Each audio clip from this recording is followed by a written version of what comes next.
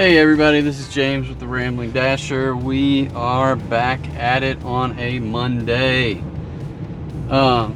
Just going out late afternoon, going for a 6-hour dash. We'll split this show up into 2 different episodes, a regular evening and then a dashing in the dark. So for those who haven't been watching, we try to cover a few things in every episode, mainly just a little bit about me, and then just a ride along, basically, how we do things, how I do things as a dasher, antics along the way, probably, you never know what's going to happen, so we just deal with it all as we're driving along. Dealing with crappy orders, dealing with good orders, getting the unexpected tips, and then having a goal of every day getting $100 or more. So we don't always get it, but we try. We know that our area is well saturated with drivers from other areas that come in here because they don't like where they live and drive. So more power to them. But yeah, we're just out here trying to do the best we can and make a little extra money. I usually go along and say this is why I'm doing this and how I got started and stuff like that, and the the stories that come out of that and the rabbit holes that we go down. So they don't call me the Rambling Dasher for nothing, right? So today I started it just a few minutes ago and just left the house, and I'm gonna be straight up with you guys. Monday, I don't know. Mondays are not usually the best. They're the ones that I struggle with. So much so I'm very tempted to move it to just because here's what I've been doing Monday. I used to do Monday, Tuesday, Wednesday, Thursday, and Friday. And Monday, Wednesday, Fridays were the long days. Tuesday, Thursday were like 3-hour windows. So I went on a long trip to Portugal, stayed there for a month, and came back, and we decided that we would try knocking out some hours and just spending more time at home. Just because. So I've cut out Tuesdays and I've cut out Fridays, but I've moved Thursday to a long night. Now, depending on whenever school starts back up and how my son's nights with me go, because usually I keep him, he comes over to my house on Tuesdays and Thursdays. I don't know what he's going to be doing this fall, if he's going to try to get a job.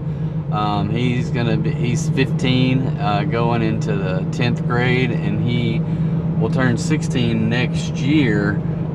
But we're working on getting his driver's license and everything, and then we just got an order for Arby's, of which we already passed. So I'm going to have to kind of make a U-turn. I'm going to accept it at $7.25 for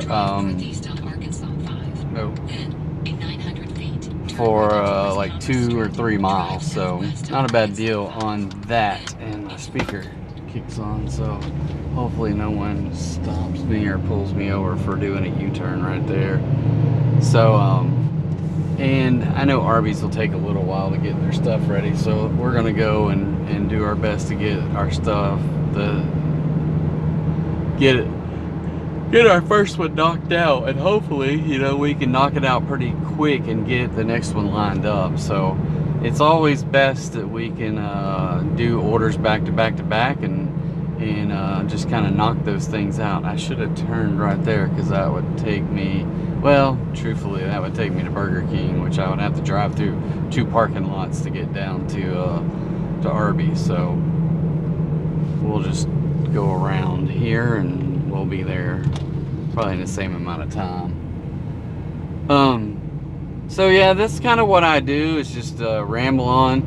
Every once in a while I'll throw in some personal things, and like trips to Portugal, or what my goals are for the money I make with DoorDash, the antics associated with DoorDash, things that happened in the past, things I follow a few Facebook groups on Facebook, and I also have a Rambling Dasher Facebook page where I share all these videos that I do, so be sure and follow that if you have a chance. So yeah, all right, I'm going to head in and get this, and I will be right back. All right, guys, they had not started the order by the time I got in there, so we got to make some walking laps inside of the Arby's. There was nobody there. So yeah, all right. So we are going, where are we going? Across the freeway. Okay. So we'll go out this direction.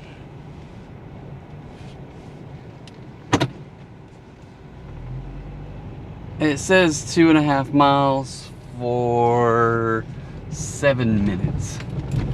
So we won't get there by, well, we'll get there in 7 minutes or so, yeah. So that gives us about 25 more minutes. Well, maybe, 25, 30 minutes in this hour left. Our ultimate goal would be 20 bucks an hour.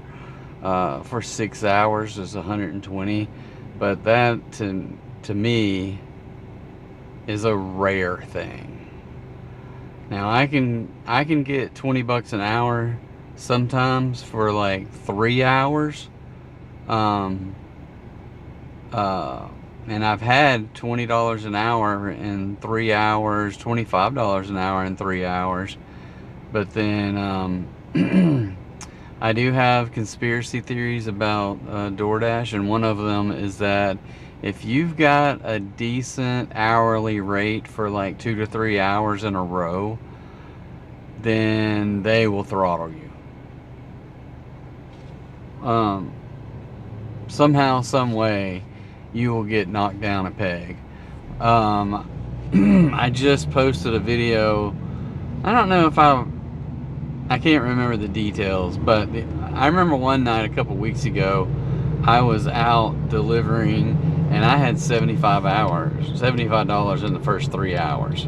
All right, people, you are gonna have to speed up.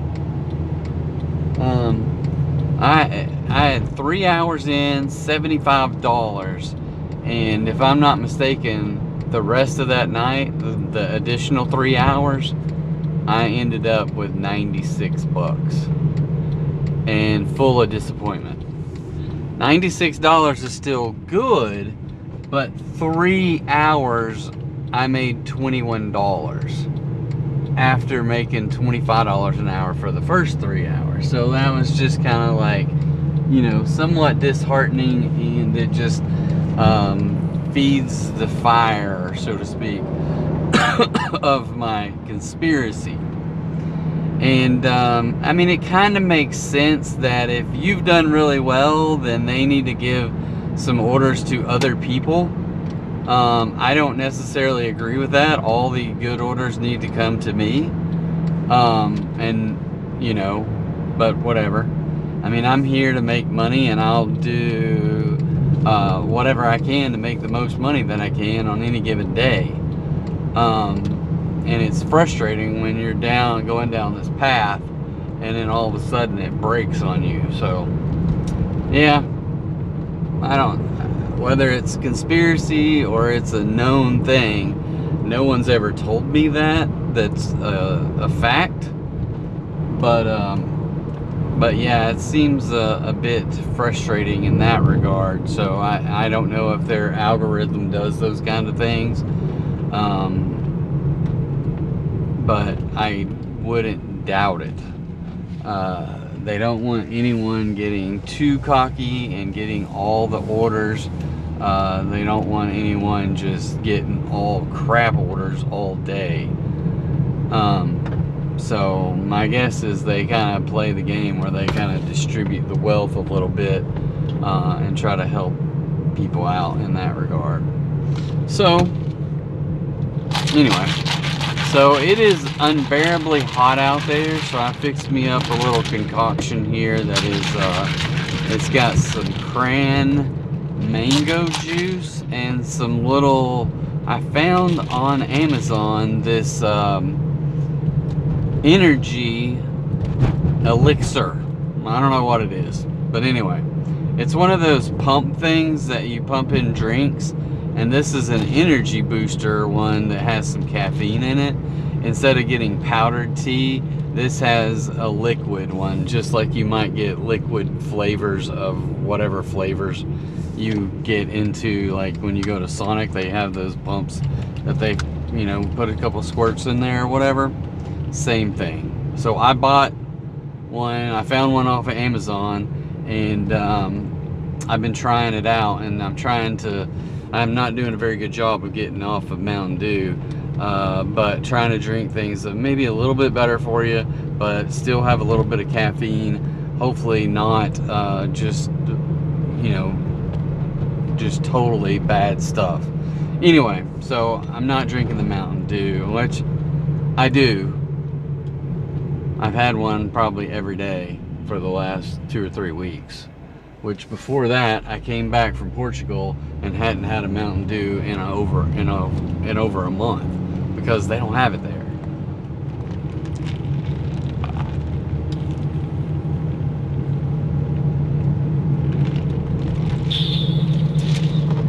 Now what I will say is that stuff there it's kind of got a little weird taste to it, so it takes a little bit, you know. For the most part, I just drink this stuff. I mean, it's not gonna stop me from drinking it based upon a little bit of an odd flavor. But all right, I gotta go. I always forget about these little cute houses over here. I wonder how much these things run compared to the neighborhood I'm in. My neighborhood is great except for the fact that it has a POA. And the people that get themselves elected to the POA are not, number one, they don't do anything, and then they're just not nice people. So anyway, that's a personal opinion. If you happen to be one of those people watching my video, then you know who you are, and you're not nice. I can't see the numbers, but I don't think they're watching my videos. Alright, we're going to drop this food off and go get our next order. We'll be back in a minute. Alright guys, so I dropped that off. It was, it says your platinum status gave you priority for this order. So 29 minutes, 1 out of 1 delivery, offered, accepted, $5.25 with a $5 tip. So thank you guys very much. It says I'm out of the area. Usually what I try to do here, and they changed this app around. So just a heads up, so last week I made $360 through the DoorDash app, and I didn't keep up with how much tips I made. Maybe like $20 or so last week. I can't remember, but yeah, so that's where I am on that. I usually go through my ratings I usually do it at the beginning of a video and at the end of the video. So right now I am status. I was gold after I came back from Portugal, and I spent 11 dashes, which took me about 2.5 weeks to get it back to platinum. So My acceptance rate right now is 84%. My completion rate is 100. My on-time delivery is 75, which that one was on time. So I do kind of like this new on-time delivery thing, except my on-time delivery kind of stinks. So I'm gonna work on making that better. My customer rating 5.0. Deliveries in the last 30 days 167, counting this one, and lifetime 2803. So yeah, not too bad. So I can't remember. I've probably had a couple hundred dashes since I've been back in the early part of June is when we got back. And I started dashing, I think we got back around the 5th or 6th. And I started dashing that weekend, I think. Or maybe I waited till Monday. I can't remember.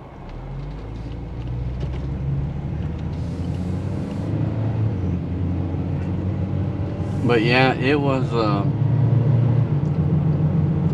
tough, just one, not having that income for a whole month. Because I'd been making about anywhere from $350 to $450 a week for like the month or two prior to going on the trip. So I was working a lot of hours every day and trying to just get extra money so I wouldn't be in the negative for the next month of not having any DoorDash.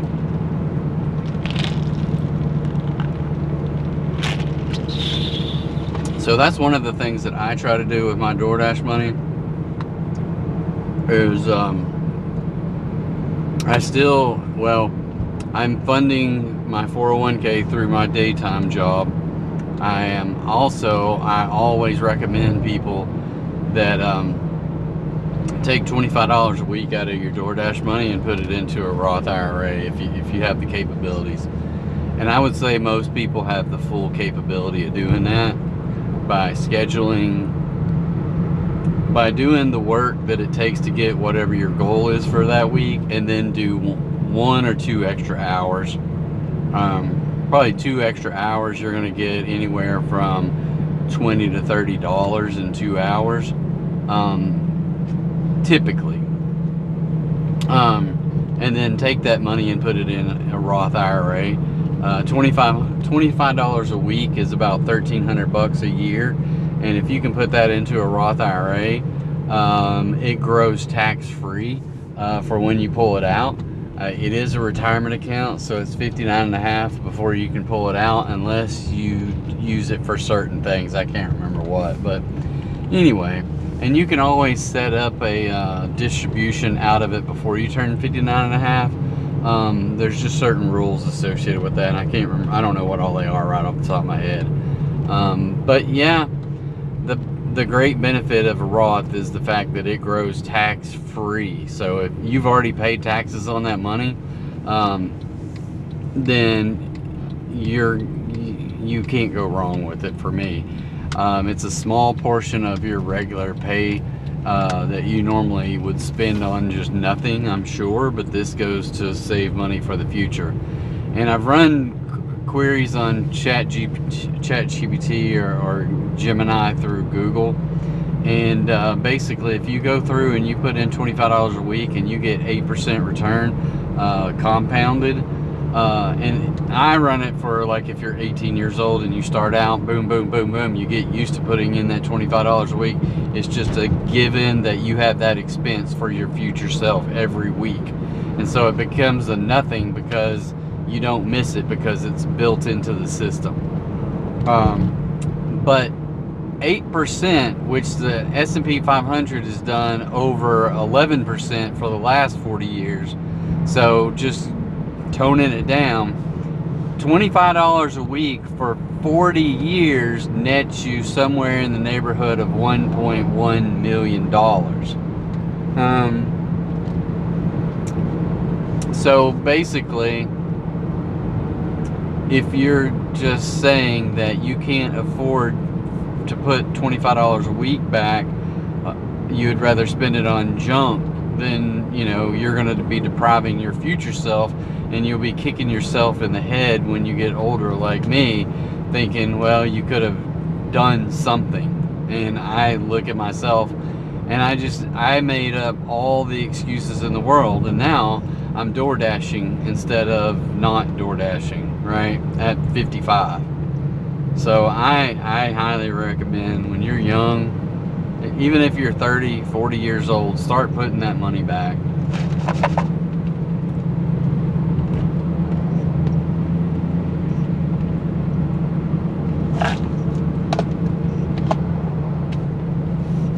Two extra hours of door dashing ain't gonna hurt you in the least.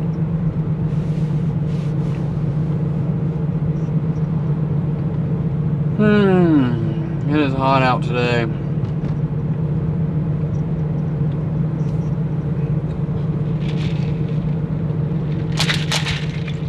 And the orders are not flowing.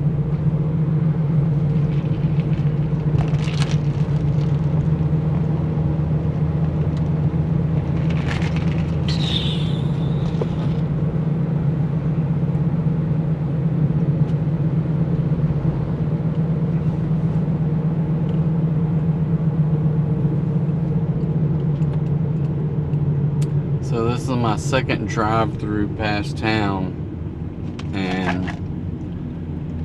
we'll get past the Wingstop up here, and that's where I got the other one. Oh, look at there. 3.4 miles for $3.50 at Chick-fil-A.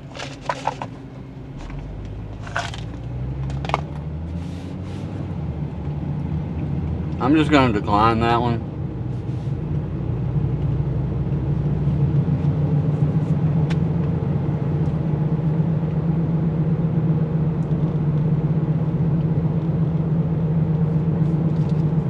$3.50 is a little. I like to have $4 or higher. I don't even like $4 ones, but So here's a $14.50 one for 9 miles, which is a little bit better turnaround for that. So I'm going to accept that one. Plus, it'll get me through the end of the top of it. Well, it'll probably take me 20-30 minutes to get this one delivered. Probably 30 minutes. Being that it's 10 miles or so.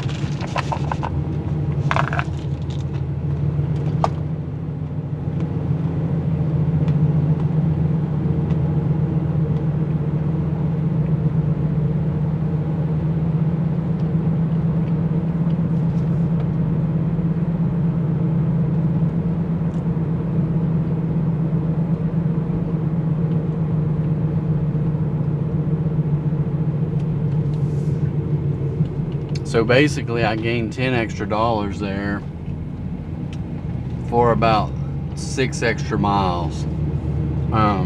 And there wouldn't be that much difference in the time that it takes to deliver either one. Knowing that I stood in Chick-fil-A the other day for about 10 minutes waiting for them to get my order out.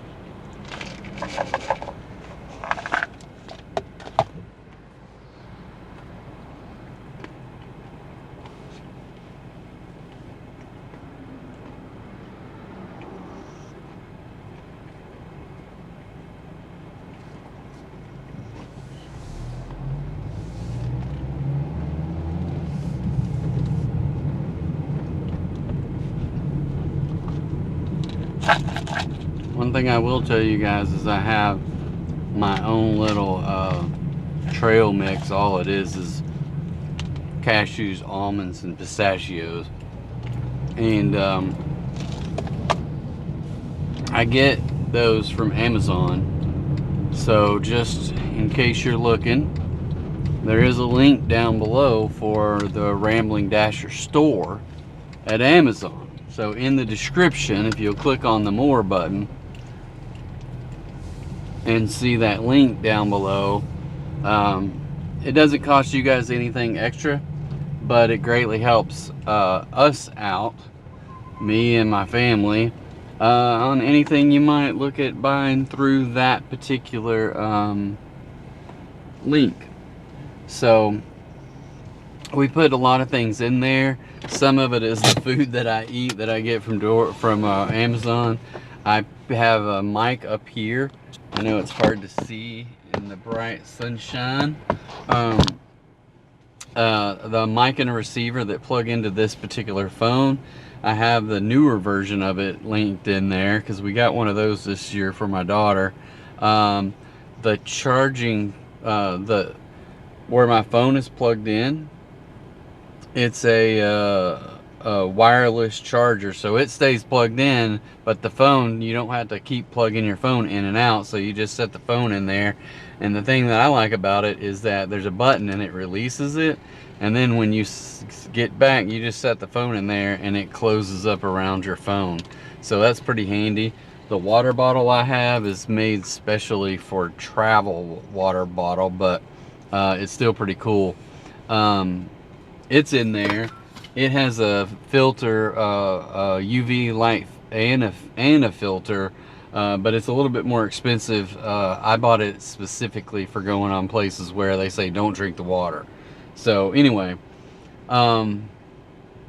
be sure to look at the rest of those affiliate links in there. All that stuff is useful, beneficial information. And we'd love to have you help us out through those things that don't cost you any extra. So I'm gonna go grab this food. We'll be right back. All right, guys. So this one here is 9 miles, oh, I can't go out that way. Somebody's blocking it. They got a little drive-through, but when it's only one lane, so if somebody's there, you got to go out the other way. So yeah, 9 miles, 17 minutes, and the negative part about this is the fact that it's just 9 miles out in the middle of nowhere. So therefore, it's going to be 17 minutes there and 17 minutes back to a place where you can get another order. So it is what it is. I was going to say something and I've already forgotten, but anyway. Oh, I was going to say that if you follow me, you know this. I send out memes every time. If you're new to DoorDash or you're looking for ways to increase your potential to get tips, then this works for me. At least in my mind, it works. I feel like it's better than not doing anything. So just letting the customer know that where you are and what you're doing. So I always send 3 messages, and for me, I like to be goofy and send 3 memes associated with what I'm doing at the time as well. So when I get to the restaurant, I'll send them a personal note that personalized with their name, and I just say, hey, client name, right? And then I'll customize the restaurant. So I'll type out the restaurant name, and then I've got a clipboard that pastes the rest of it that says like Arby's is working on your order, blah blah blah. Please let me know if there's anything else I can do to make this order, you know, meet your expectation or whatever. I don't remember exactly what it says, but something just to let them know I'm trying to go overboard to get their stuff taken care of. The second one is when I actually pick up the food, and usually it's when I get back in the car. After I mark the order as being accepted, I'll send them a note that says, hey, I've got your food and I'm headed your way. I have that in my clipboard, so it's as simple as just clicking the message button, get to my clipboard and paste that right in there. And then I've got a folder with memes in it, so when you click the message, and you can click the image button, and then I click that folder in there, and it shows a list of the different ones that I choose from. So this one I just sent a little, it looks like this is where I got the Rambling Dasher logo, is Jack Sparrow running away from the tribe of cannibals, and he's got his DoorDash bag in his hand. He's running from them, and so it just says, "Hey, I've got your food and I'm headed your way," you know. So I think that one's pretty funny, and I think most people know who Jack Sparrow is. Even the younger people do now. But most of the memes I have are geared towards older people. But hopefully, you know, like my kid was raised by someone that grew up with Friends and The Office and stuff like that. So my kid knows what all these things are. So hopefully that younger people know what the Friends TV show is, what The Office was, who Jack Sparrow is, that kind of stuff. It might be beneficial for me to get some new memes with new characters, but I don't know who they are, so I don't think they're funny. So anyway, I should probably play to my audience more, but you never know. What else? Oh, so then whenever I deliver the order, when I pull up, I send them a quick message saying, "Hey, I'm dropping your food off," and I send them a little meme that shows me knocking on their door. But 9 times out of 10, most people have a thing in the... Anyway, I don't ever knock on people's door unless it says, "Please knock," or "Please ring the doorbell." Most people never say that, but yeah. Otherwise, I don't knock at all. I just take the picture, send the picture with the app, and also send the meme along with the message saying, "Hey, I'm dropping it off." So what I can tell you about that is I feel like I didn't do that for a long time. Number one, I thought it was kind of cheesy, and when you think it's cheesy, you just feel uncomfortable. But I got over that, right? So as soon as I started doing it, when I first started doing it, I was like, how do I get more ratings? Because your ratings help you out, right? So when you're starting out and you've got like 0 ratings, and if you get one bad one, let's say you get one 1-star and one 5-star, that means your rating is like 3.0, right? So how do you get more ratings to level out that 1 star? And it seems like that was my problem, is I had a 1 star in there somewhere along the way in my first whatever. And the reality is it only counts the last 100. Okay? So in your last 100, but if it takes you forever to get to the 100th one to balance out all those 4 and 3 and 2 and 1 star entries that you get when you first start out, then, you know, it just takes you a while. So somewhere along the way I figured out that that is going to be beneficial to me. I mean, there's a couple other things you want to do and make sure that you take care of, and that is making sure that you try to do your best to keep their food warm and get it to them in a timely manner. So getting that whole on time and delivery stuff, or as soon as you get the food, put it... I don't carry bags into restaurants. Even 9 times out of 10, if a restaurant says you got to carry the bag inside, I don't do it. And then it's like, I used to have one pizza place that they were like, "No, we can't give you the pizza unless you have a bag." I was like, well, okay, I'll go out to the car and get it and come back and get this pizza. And they have stopped doing that. So anyway, I take the pizza and put it, and immediately put it in a pizza bag. So I do have multiple bags and pizza bags and stuff like that. I had bought a catering bag at some point in the past, so I've just got all the stuff I need to do all the stuff. But anyway, so make sure to keep it in a warming bag. And then on top of that, well, I guess the third thing, communicating, keeping the food warm, and getting it to them in a timely manner. It always helps that you don't deliver it to the wrong house or something like that, and don't be one of those people who steals their food. you know, those are things that you shouldn't have to say, but evidently not, because it happens every day. And I'm like, who does this stuff?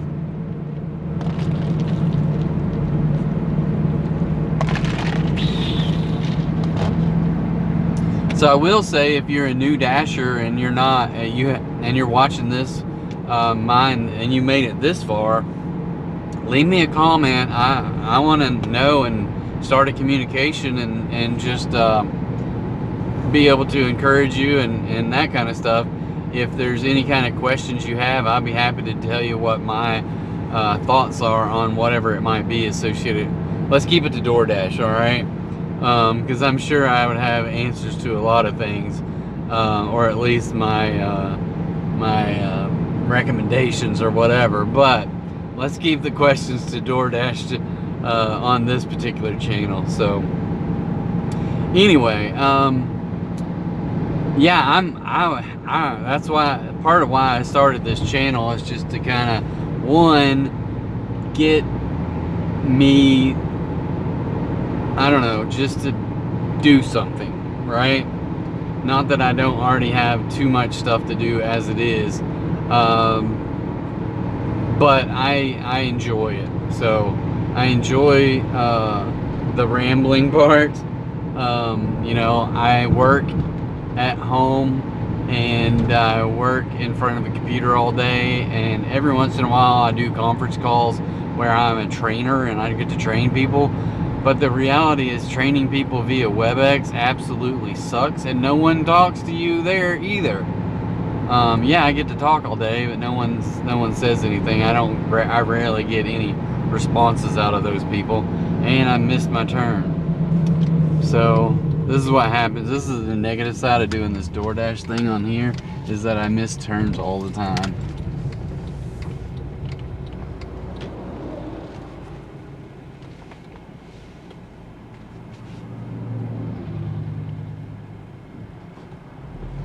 I don't know where I was supposed to turn back there. Bauxite Cutoff Road. Because I know this thing goes on forever. 4 more miles. Somewhere. I guess I missed it a ways back. Alright. Well, I tell you what. I'm going to get this food delivered, and then we'll catch back up with you, and I'm going to eat some snacks. So, I won't make you watch me eat food and stuff. So, we'll be back in a minute. Alright guys, we are back and headed back into town. I don't know how much, I've already forgotten. That order was $13 or something. Excuse me, I'm up to $21.75. So we're going on about an hour and 20 minutes now, so a little bit over $21.75. So we're gonna get back into town. It's still gonna take me another 5-10 minutes to get there, so I'm gonna hit pause on this video just so we'll keep the rambling at a minimum here, but we'll catch up with you when we get our next order.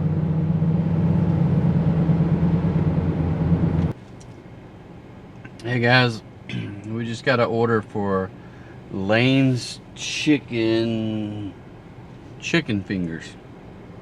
It's relatively new here in town. I don't get very many orders for it, but I was right here close to it and just popped in. They're not gonna have it ready yet, so I'm kind of sitting here, but I've already marked it as being arrived at the store and sending a message, so we'll catch back up with you on the way out. Alright guys, we have this order. Not sure where we're going. It looks like it's in a I don't know. It could be in a business. Maybe. Anyway. So, alright. It's only 4 minutes, 1.3 miles, and I don't remember. It was like $6 or something. So not a bad deal on delivery. And I think I'm going the wrong way because there's not an exit down here. At least not an easier exit. I gotta go around a building.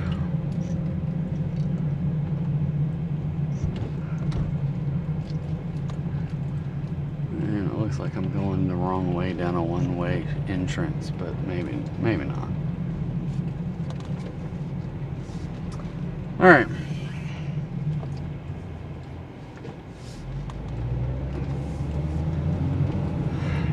I don't think gas knows what it's doing.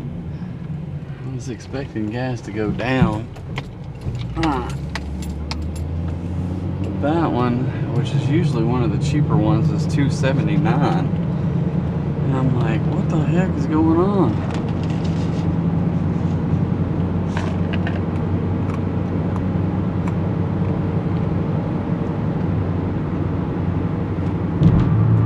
I think I got gas I had 5 cents off at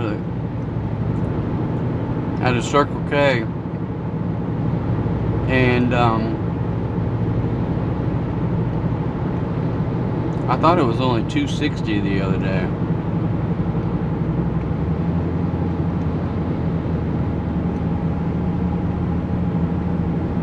Which was Saturday.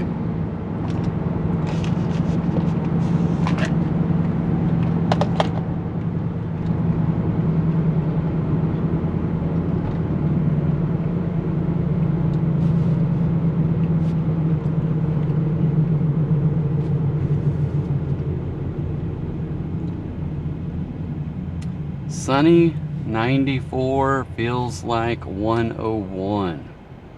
I don't know, it feels hotter than that to me. I am just drained. It is like miserable out there. Yeah, I don't know what the deal was.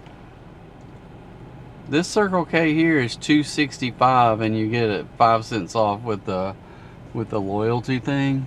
So it's $2.60. That Kroger's was $2.79. I'm like, what the heck is going on with Kroger?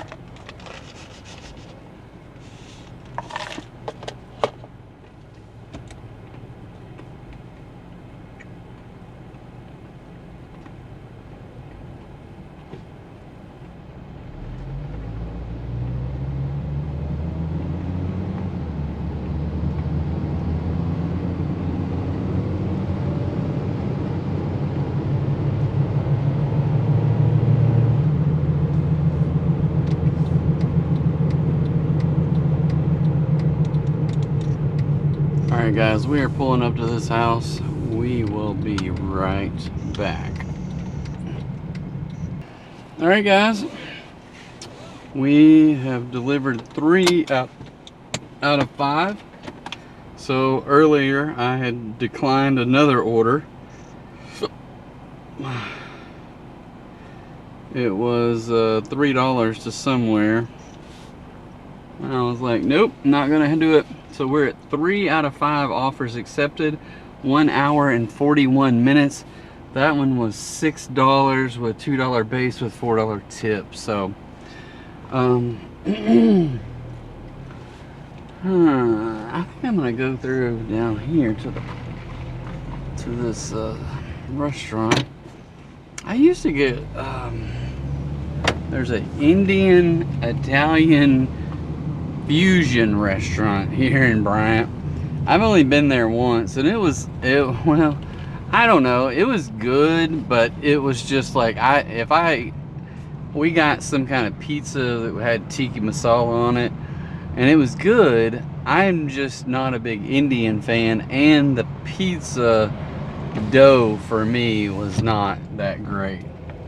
I would rather just have tiki masala with some naan rather than put it on a pizza dough. But, I don't know, just that dough, I didn't like it. But, I don't know, I need to go back there again. It's been over a year since I've been there. Alright, we're going to sneak our way down to Benton just to see if anything's happening down this way. I'm kind of getting, I don't know, I've got 3 orders, and it's been going on 2 hours.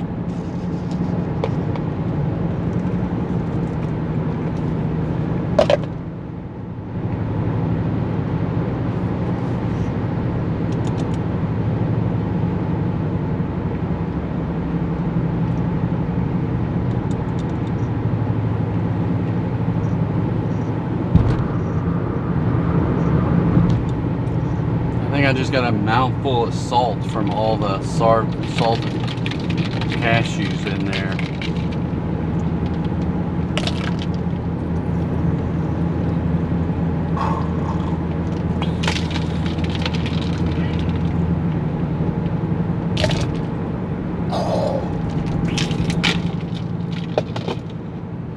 Alright.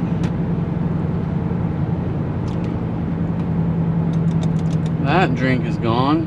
I got one 34-ounce bottle of water.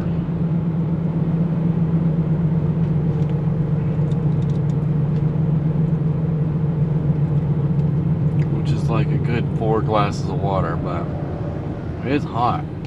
It is hot out today. I'm just gonna sneak on down past Alcoa here. Nobody's popping any orders off there, so it's yeah.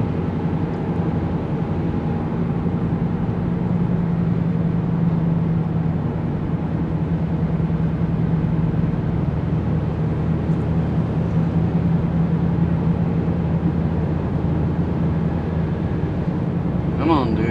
You don't have to make a wide turn there. It's like, you know, those people that take 2 lanes to make 1 turn as they swing wide into the far left lane to make a turn that's going right.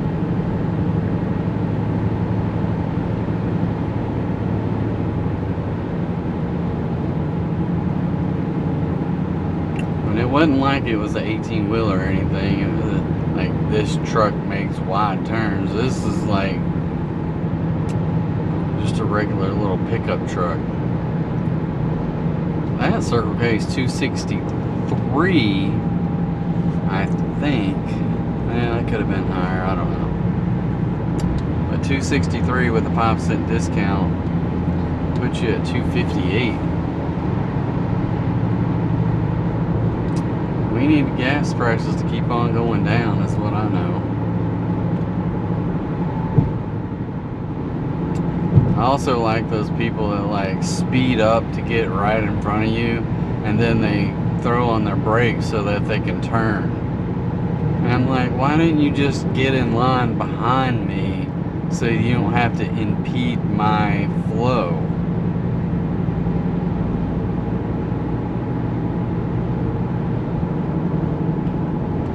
So we're going to start doing a segment called Driving Lessons from the Rambling Dasher.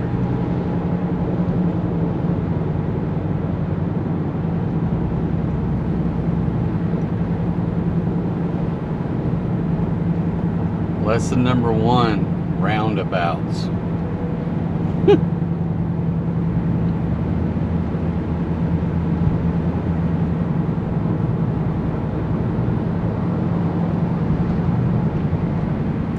I think just like anywhere, they're putting more and more roundabouts where they can, and I get it.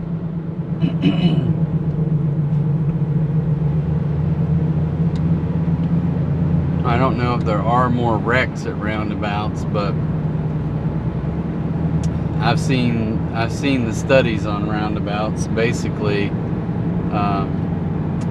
it's much more cost effective than having stoplights. There's no electricity and all the cost of putting up the lights and all that, so that's a lot cheaper to do that. But also, wrecks at roundabouts are less dangerous than people running red lights, because most of the time they're not either head-on or T-bone wrecks. They are either side swipes or they're at an angle where it's like 2 front fenders hitting each other, which won't be near as impactful as like straight on T-bone or head-to-head. So you have less fatalities in roundabouts than you would at a stoplight, like a 4-way stop or whatever.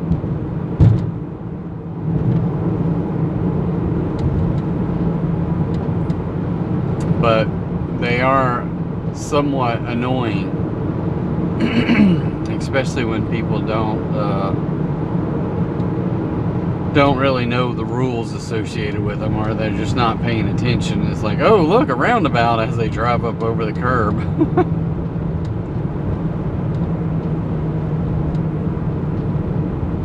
Alright, coming down to Benton, and our favorite spot there, Chepe's, is nothing happening.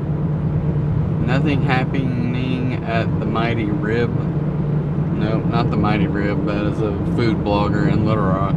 The Mighty Crab is a restaurant in Benton.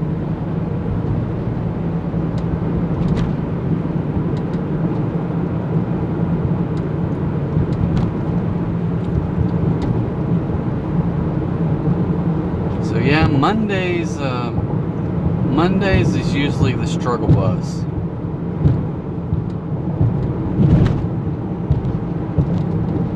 And I don't know, for me, I don't know that I don't know that I have the attitude to overcome a bad Monday. That's I feel like I'm struggling right now with the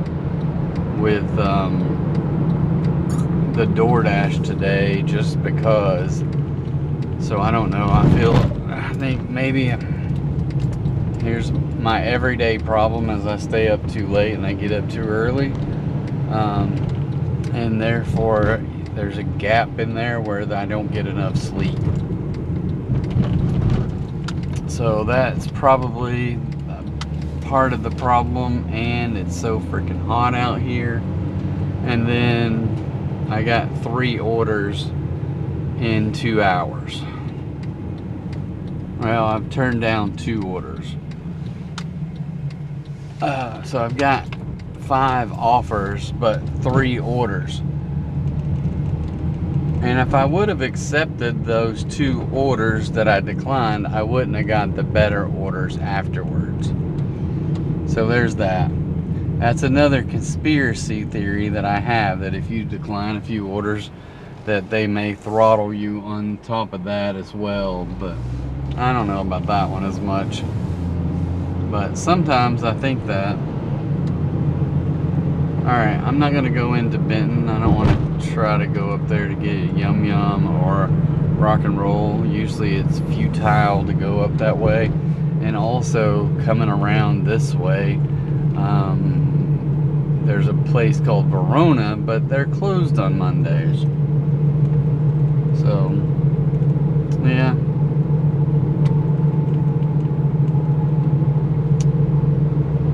So, up one side of the freeway, down the other side of the freeway with no orders so far.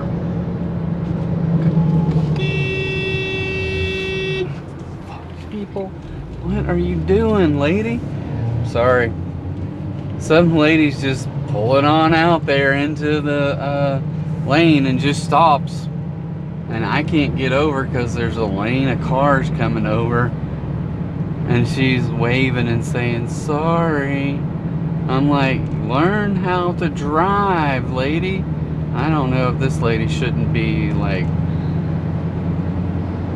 not driving, to say the least.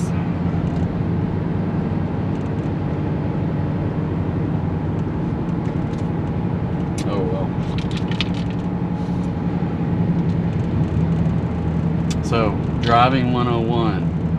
When it says merge, you don't pull out into the lane unless you're ready to merge.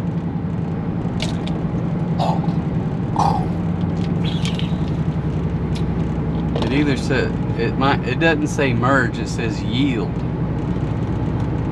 Yield does not pull out into the lane and sit there.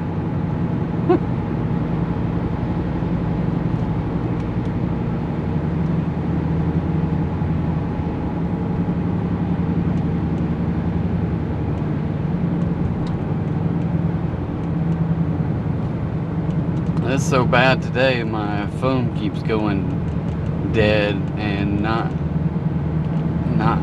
dead, but you know, normally it'll stay up for a few minutes, and I'll get an order, but now it's going to sleep on me. I have to jolt it to get it back.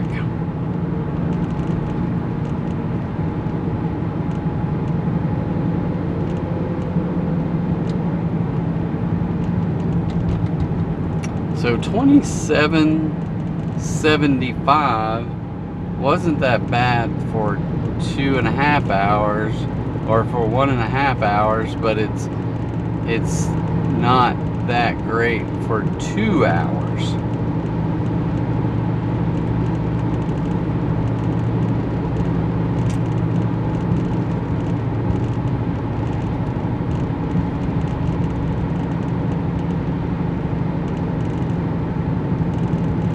This is where you can click on a button that says I'm not getting any deliveries, and it says, well, the app is working. You can go to a hotspot to receive orders faster. I don't know that there's any hotspots tonight. What does this phone say? A hotspot is McDonald's in Bryant.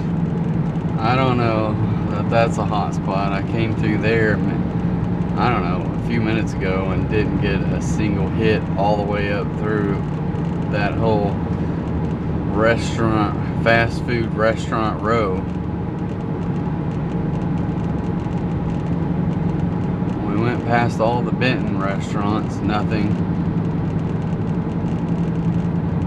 So I'm gonna go back to Alcoa and get off there at Chili's, drive through the parking lot where McAllister's is, Moe's Southwest Grill.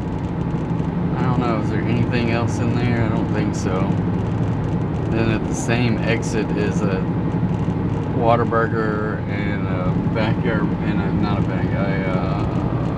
Buffalo Wild Wings. And then if nothing hits there, we'll go across the freeway where more fast food restaurants are.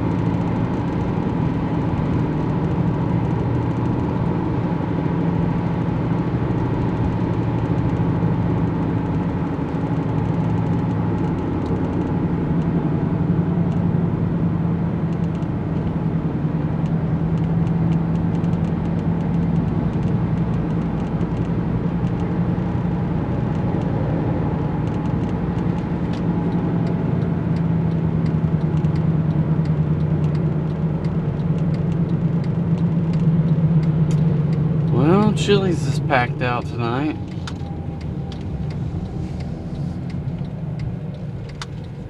Yeah, I don't know. It's just the timing.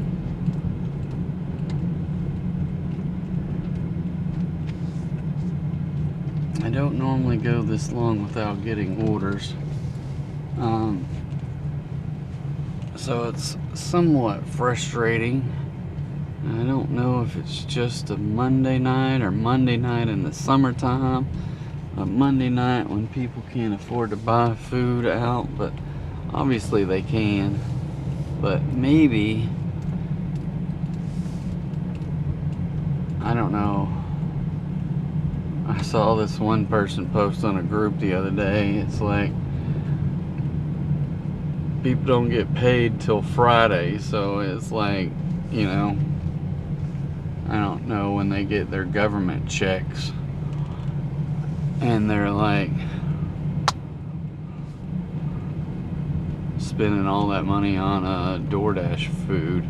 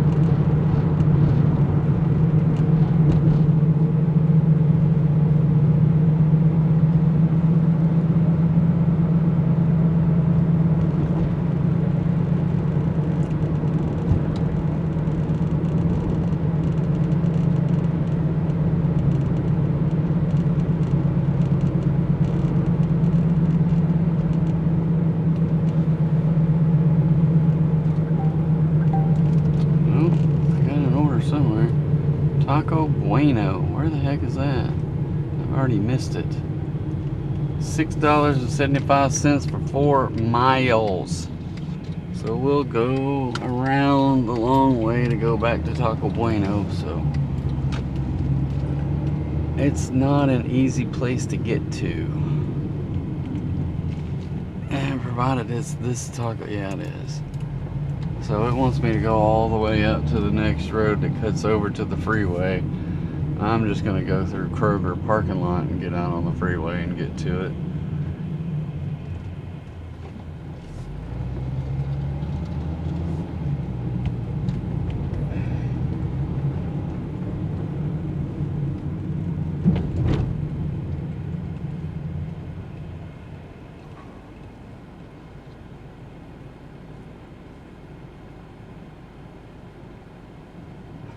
Yeah, it's all backed up.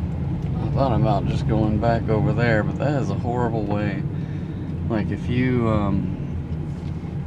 try to cross out of that one exit out of Kroger and go in the opposite direction, there's very little opportunities to get out there to turn left.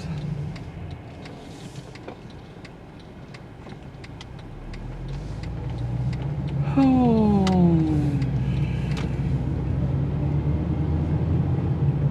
Now I just got to deal with the freeway access road, people flying, because it's right at the exit and people come off at 70, 75 miles an hour and don't slow down. Right into the lane you're trying to turn into. And they're not coming 75 right now because the access road is all backed up right now for whatever reason.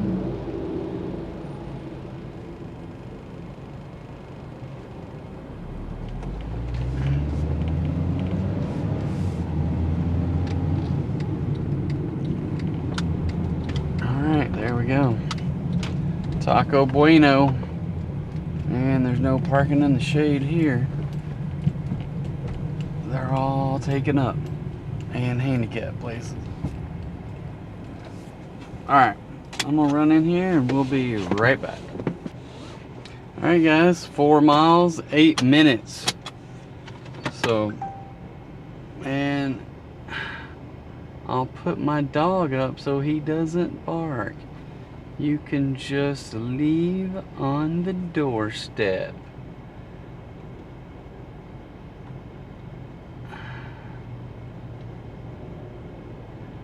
Alright, how do we get out of here?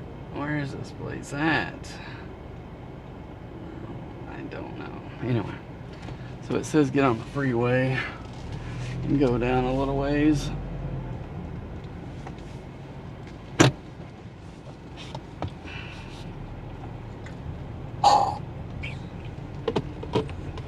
I think that drink has about extinguished itself.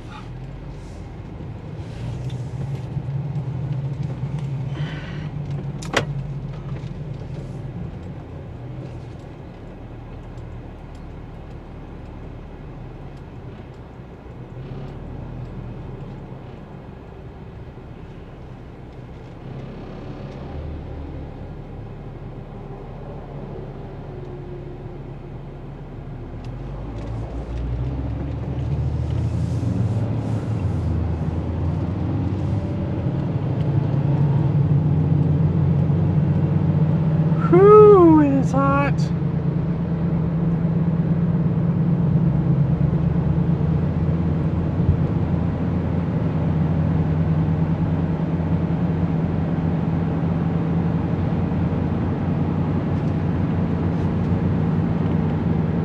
It is hot.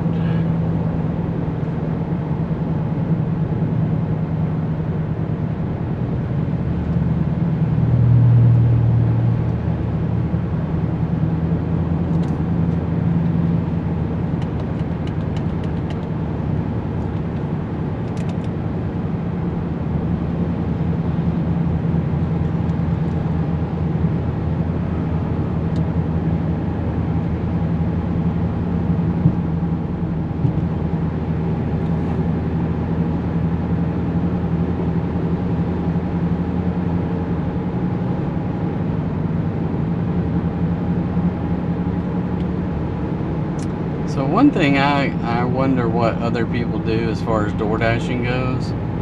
If leave me a comment, let me know how you do this. What do you do when it's slow? I am not one for sitting and parking the car and just waiting. I drive down. It's hard for me. This is probably why I don't go hunting. I'm not a hunter because usually there's too much sitting involved and waiting. Fishing I will do, even though I don't do it as much as I would like to. But fishing, and I don't sit there and just wait on the fish either. I usually am constantly moving as far as either fishing on a bank or in a creek, or if I were in a boat, I would be constantly moving the boat from place to place and casting and stuff like that. But same thing with door dashing. I can't stand to sit there and just wait on an order. It's usually one of my last things that I would ever do. I've been known to go to not get any orders for like an hour and then go sit in the parking lot of a Wingstop that's always busy and wonder why I'm not getting any orders. But anyway, just wondering what anybody else does.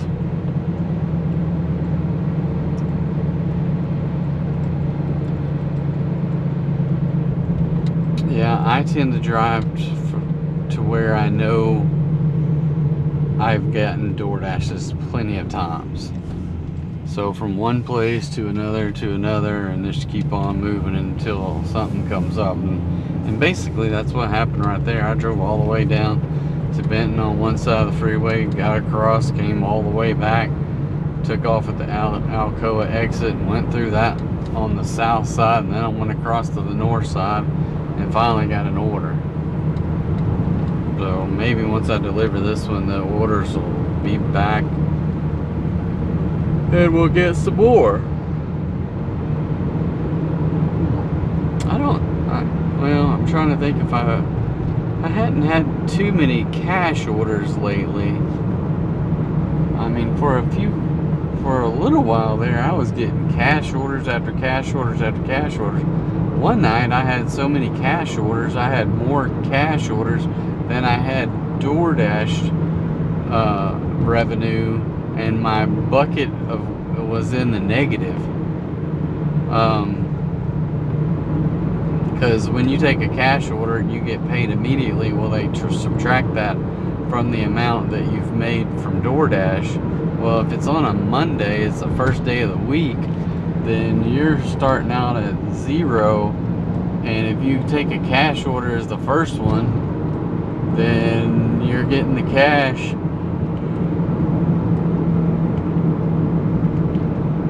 But they take the cash out of your order, which was maybe $2 or something. Oh, and I just missed another turn. Yeah, and I had to go up there, turn around, and come back.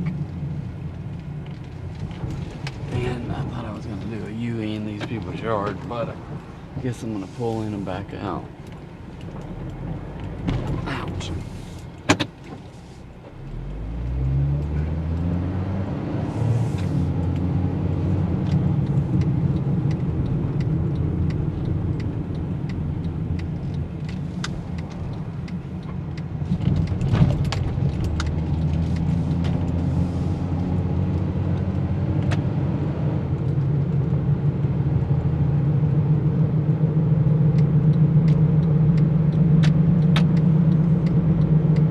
Alright.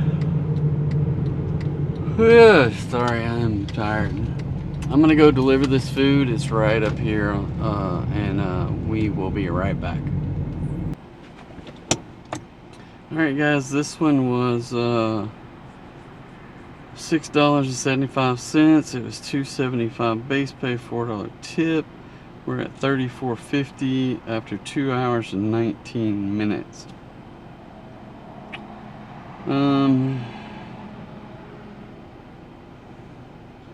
They said, thank you so much. Have the best night. And I said, thank you. You too. I don't know why this app here won't do automatic capitalizations.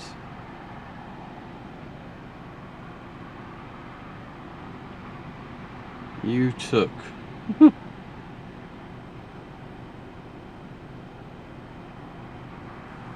Alright. Return to dash. Alright. Let's see where this goes. Alright. I am going to finish off some of my snack foods, and we will catch up with you when we get another order.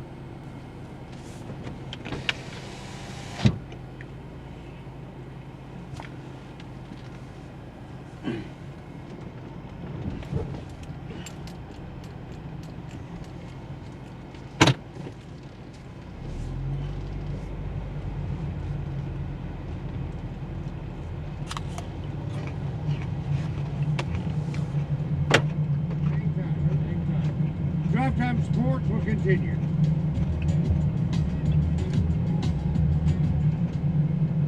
Chris Kane joins Morning Mayhem each Monday to mix it up with the guys. Chris Kane on Morning Mayhem is presented by Trader Bill's. Trader Bill's, your one-stop shop for all things lake. Every day in Arkansas, children face crises like poverty, instability, and family separation. But there is hope. Arkansas Family Alliance connects community members like you to urgent needs like beds, clothing, food, and more through the Care Portal platform. Over 1,300 families have already been impacted. You can help reach even more by becoming a community champion. Whether you're part of a business, church, team, or just want to serve, learn how to get involved at arfamilyalliance.org or call 4769-4110 because strong families build strong communities. Hello folks, it's Frank Fletcher from the Fletcher Dodge store here in Sherwood. I've decided not to do my usual radio spot, but rather use this time to tell you a little bit about our Fletcher Auto Company. We've been here in Sherwood since 1989. That's 36 years. During that time, we've supported our community and our state. I'm very proud of our Dodge team here in Sherwood.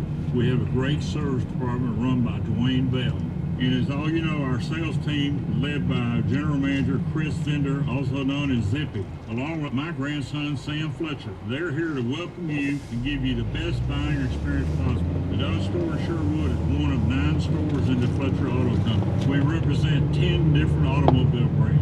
We built our business on treating people like family and doing our best to give you the best deal possible. Please shop Fletcher Dodge in Sherwood and give us a chance to earn your business. Come see us in person on Warden Road in Sherwood or shop us online at FletcherDeals.com. It's a tough time, injured, and it was not your fault. Hurts in the pocketbook, too. Who do you turn to? Don't call a lawyer and find they're out of state or talk with someone at a call center. Call us at the Brad Hendricks Law Firm and talk to a real Arkansas lawyer directly. And remember, the only place that success comes before work is in the dictionary. We'll work hard for you. Have for over 30 years. The Brad Hendricks Law Firm. Tradition, reputation, results. It's Brad and Stephanie here, owners of Mosquito Joe. Now, Stephanie, lots of people ask us how we ever got involved in Mosquito Joe. Tell them what you told me years ago when we first started. I said if you figured out a way to keep the mosquitoes out of our yard without coating ourselves and kids with bug spray, then sign me up. And if this works, we have to share this with our friends and neighbors. To this day, that's the mission of Mosquito Joe. It's our passion to make outside fun again for all Arkansans. Whatever's bugging you outside, we've got the solution. Visit arkansas.mosquitojoe.com.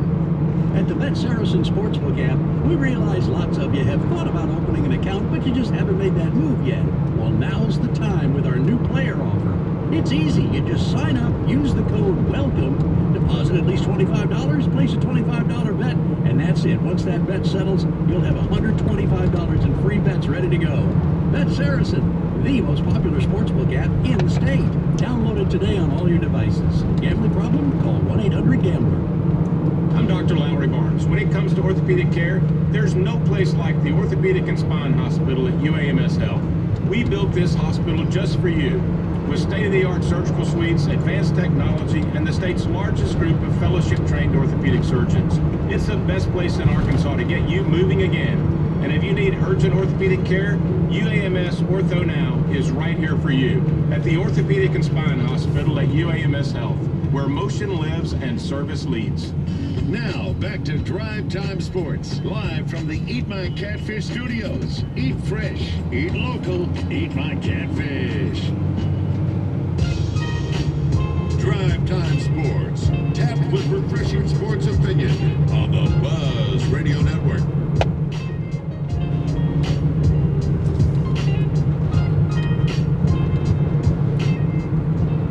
Welcome back.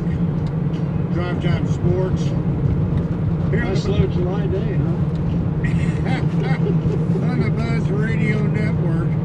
And I must say that Hawks Homes in Conway and Bryant is your #1 dealer. More inventory than anyone in Arkansas. Had the pleasure going through Hawks Homes there in Conway, and I was simply amazed at what they had to offer.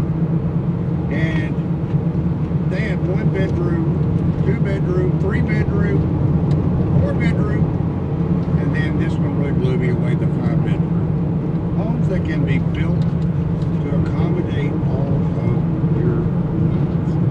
And when I say build it, I'm saying it can be custom designed, whether you want granite, whatever kind of countertops you may want. And here's the neat thing about it. Hawks Homes, they're great for duck clubs, hunting clubs, classrooms, and they have 5 bedrooms for under $110,000. And 2, 3, 4, 5 bedrooms starting at $55 a square foot. Sometimes when I look in the paper, particularly on Sunday, I need a calculator because the cost per square foot, I can't count on my fingers and toes. It's up to sometimes over $400 a square foot. Over 65 homes to choose from. And we can have your home delivered in 2 weeks if you choose one. Takes a little longer, and we look at the customer design board for you. Anywhere in the state, set up underpinning central heat and air conditioning. So check them out online at Hawks Homes. You will find for you. And Hawks Homes, you can dream it. They will build it. HawksHomes.net. And I must say, thanks to last Friday, man, they were Johnny on the spot in our Sonic drive-in remote that we did with the grand opening. It was fantastic. They were giving away Double B's butt. Shop at Double B's. You're going to save money. That's the great thing about it. You're going to save money. And if you get that rewards card, you can save even more money on purchases at all the stores. And check out all the ice cream. What a great time. As hot as it is, make sure you eat it inside though. Take it outside. But all the ice cream specials they have, whether it be the drumsticks or the orange push-ups, they got them at Double B's. Grab it and go. Get Double B's. Pat Bradley on Drive Time Sports is brought to you by Bet Saracen, the #1 sports betting app in Arkansas. Download it today and start winning today with Bet Saracen. You know, Patrick, I asked this question earlier of Neil Atkinson. I said, when is the opening of the hotel? Because right now we're expecting to have a couple of floors turned over to us the second half of November. We should have the full event center and the hotel sometime in January. So Raymond, there you have it. And it sounds like fully operational by the end. Shit. Wait, I drove down there the other day and I got excited seeing it. It's going to be nice when it's all said and done. Can't wait. Is there a Bradley suite, you think? Oh yeah. Oh yeah. he has his own wing. Because that entourage that follows Patrick, wherever he goes, you gotta have room for all those people. Dinner on Gary Heath possibly get it. Absolutely. Let's talk all freaking wild. All freaking wild. Good afternoon, my friend. Good afternoon, Randy, Rick, and Ray, and especially the PB. Patrick. My man. How we doing? What's going on, guys? Doing great, buddy. How about you? Having a quiet show. Glad you could join us. Randy, I can't complain, you know, just this heat, you know, but just, you got the AC going, if it's working, you can beat that heat, for sure. Absolutely. I just wanted to get in on this Razorback Red Wolf saga. Randy, what time was that UATB game last year? Remember I saw you at the tailgate party and hung out for a little while? About 3 o'clock in the afternoon. It was hot. No, it wasn't 3, was it? I thought it was like 5 or 6.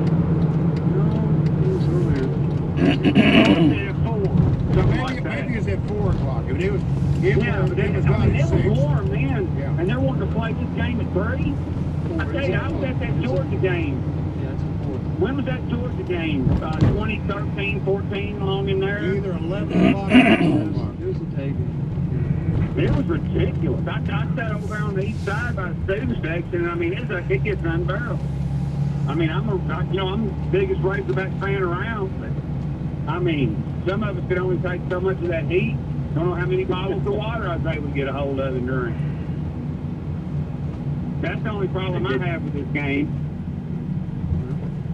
I'm sure. And I tell you what, you know, ASU's been wanting it a long time. I remember those bumper stickers where it had the engine with the chasing the hog with the air, and it said how long were they running. Yeah. Well, I feel a lot better about it this year than I would have 2 years ago. Well, we'll see. We'll see how many people will brave the heat to go to the game. And then the Notre Dame game. Rick, have you been to the Big Red rooftop area for a game? Not for a game, no. That's where you did the Yeah, game. it's a nice area, because I've got tickets up there for the Notre Dame game. Yeah, no, I've seen it. I'm aware of it. No, we do the pregame, Randy, on the north side of the Broyle Center on the second level. But to get up to the press box, I go right past that area. Okay, Yeah, okay. Yeah, it's nice. But I can agree with the other caller, too, talking about whoever's lining up those games in Little Rock. Like, was it that Toledo game? It was on a Thursday night. No, it's a Saturday. It was a Saturday. Remember that? There was a game. It was a Thursday night. There's been some Thursday night. Played Mississippi I mean, are you State kidding me? Thursday night. Yeah, I played South Carolina a long time ago on a On Thursday. Thursday. Did they You know, I think the scheduling of the game in Little Rock is critical. And I think the people that do the scheduling know that. I would say this is going to be the last one. Well, Missouri was the last game, SEC game that I think you'll see. It's sad because I can remember going to 3 and 4 games a year there myself. So it's sad that, you know, that industry is going to end. Possibly. But anyway, let's go Hogs. And I'm Hogs freaking wild. So I'm for the Hogs all the way. And PB, keep up the good work, my man. Thank you, brother. Good to hear from you. All right. Change. Go to Arlington. They've got low black vision. It is, and it's, what was the COVID season? 2020? That was the first season. It is, it's walking distance. It's a short walk to their park. There's one of that one, which was low black vision. And it was one of the retro parks. Really a nice looking park. Well, guess what? I like that park better. And most baseball fans thought it was better for baseball than their current ballpark. Their current ballpark, they can leave the roof on so that they don't have to worry about the heat like they did at the old park. But guess what? They don't play there anymore. Even though a lot of people thought it was a better stadium than what the new one is, they don't played there anymore. And even though War Memorial Stadium used to be a great place to play, they're not going to play there anymore. Yeah. What was the most that they played in one year? Oh, in the 60s, they played 4 games in Little Rock and 3 in Fayetteville. And it was a need for it. I mean, back then Fayetteville was hard to get to. So Orville Henry, a long-time legendary chronicler of Razorback history, will tell you, or would have told you, he's not here anymore, but he used to say that for him to cover a game in Fayetteville in the 60s, before Highway Interstate 49, long before that was what, the 90s. The pig trail. You either took the pig, but no, we're even going back before then because I-40 wasn't built either. So even going and getting to the pig trail or getting to 71. So I think he would go up through Harrison, and he'd said mostly 2-lane road the whole way. It would take him 5.5 hours to get there. That's why Arkansas played so many games in Little Rock, because you could get there from just about anywhere in the state, other than Northwest Arkansas, in 2 to 3 hours at the max. But Fayetteville was way up here in the corner and was tough to get to. It was not tough to get to anymore. At one time, Fayetteville didn't have lights. That's correct. Didn't have lights. Here's a random question that I think you, historian, can answer. Why did the main or the biggest branch of the university end up in the far northwest corner, not the middle of the state? Okay, because the McElroy family lived here and donated the land. Nobody in Little Rock would donate the land. They wanted to locate the University of Arkansas in Central Arkansas. But the McElroy family, and the only thing I can tell you is, when I moved here, McElroy Bank was still in operation. They sold to Arvest. And so, but there was McElroy Bank. In fact, I worked in the athletic department, so where do I do my banking? McElroy Bank. Hayden McElroy, a descendant, still lived here. Then he moved to Texas, they sold it, Arvest has it. But the McElroy family back in the 1800s, because the school was founded in 1871, donated the land for them to build the school. That's why it's in Fayetteville. Wow. Those things so long ago, and what you just said done. Any other questions, Bradley? Now you know. Now you know. I mean, I knew.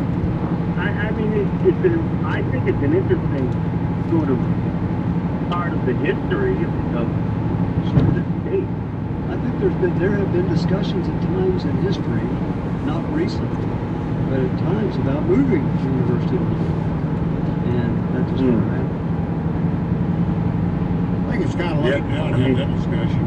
Yeah, that discussion is no longer because I think that time has passed. Yeah. All right, Sterling, if you're still there, hang tight, buddy. We'll come to you right out of the break. Rick Schaefer, Ray Tucker, I'm Brandy Rainwater, and the man, Patrick Bradley. Thanks to Bet Saracen. Drive Time Sports, we'll wrap it up in a moment. Stay tuned. Arkansas Municipal Equipment and Poet, founded over 10 years ago by Daniel and Vanessa Ellison. Arkansas Municipal Equipment specializes in refuse and recycle equipment. They lease and sell trucks, trash carts, and roll-off dumpsters. But they don't just sell it to you. You can get parts and service for all makes and models for refuse equipment. Their technicians travel the state to take care of you. A&E is the service after the sale. With hundreds of vehicles in stock across 6 brands, your next ride is waiting for you at Red River Auto Group. We know.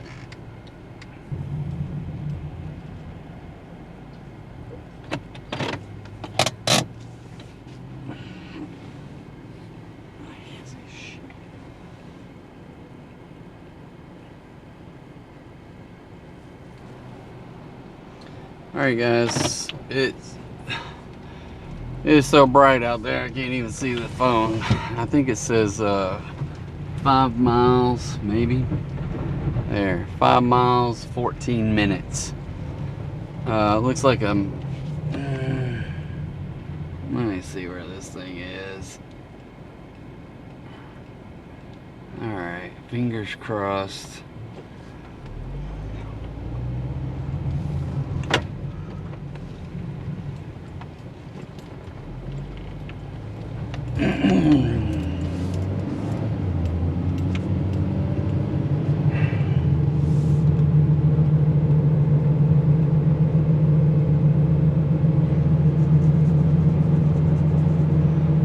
Okay, we're just gonna go up through here. I think that the directions it's given me is the right directions. Sometimes it's a little tricky.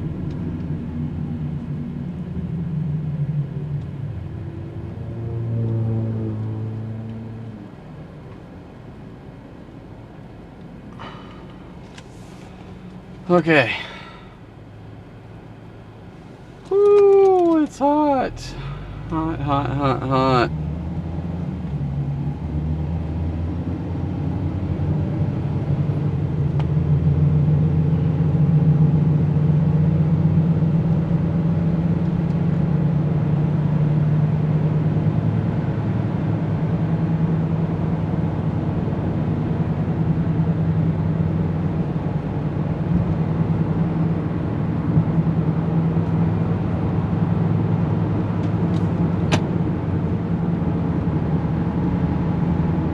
So, yeah, not much else happening around here.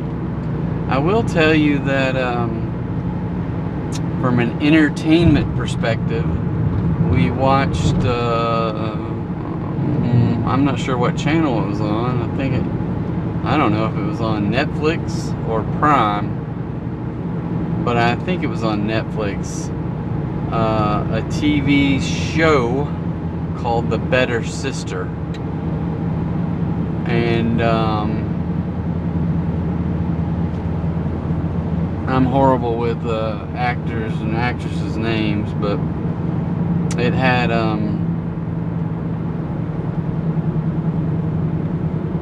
Jessica Biel and some other, Elizabeth Banks maybe is her name. I think that's what it is. But they were, yeah, two sisters. It's kind of like a little murder mystery kind of thriller kind of thing, trying to solve the crime and all that fun stuff. But it was really good. It was enjoyable. It kept us. It's like, I think it was 8 episodes that are about an hour long, and I'm pretty sure it was on Netflix. But it was really good.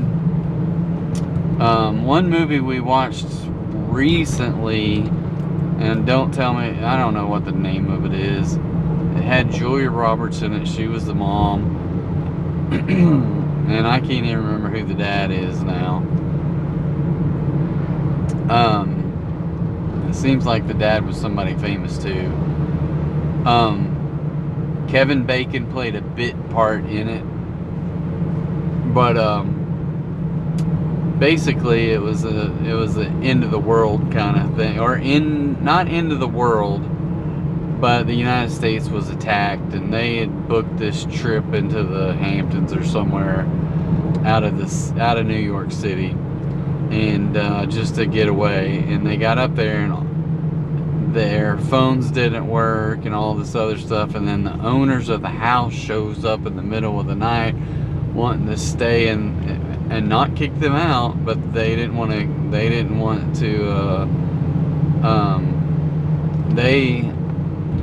stay in the city.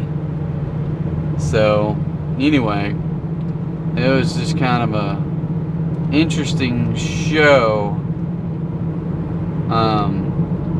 and it kept everything hidden from you, like what was happening, because no one really knew, because the TVs were out, the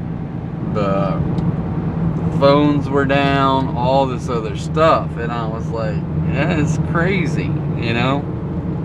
But then I was thoroughly, and this movie came out like a year or so ago, I think, probably.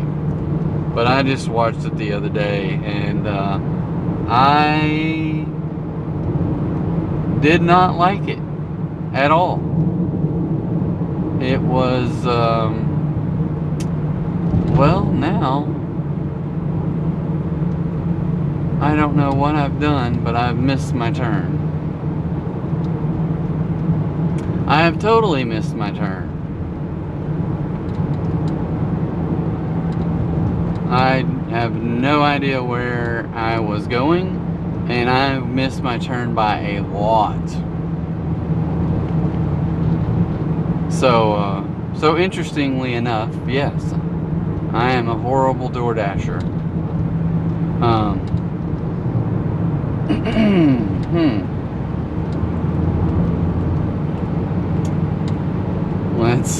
This one might be late, who knows. But anyway, I was just like,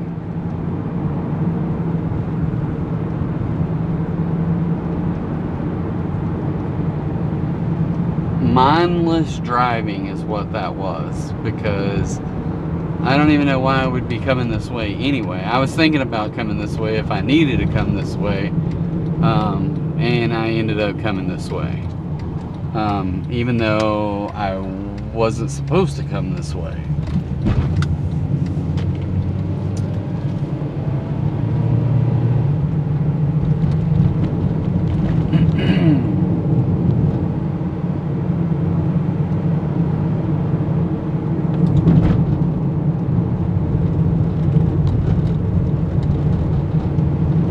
So yeah, that was called, I don't know what that movie was called. It was weird titled, and it was just an overall weird movie. You kept thinking something was going on with like aliens or something else that was weird, because the animals were acting weird, like wild animals were acting really weird, and that's what made you think that something supernatural was happening. But no, it didn't really. To me, the story did not align with the facts of the movie when they revealed things at the end. Like, so not to try to give stuff away, but things just don't add up for me, and which to me made it a horrible movie.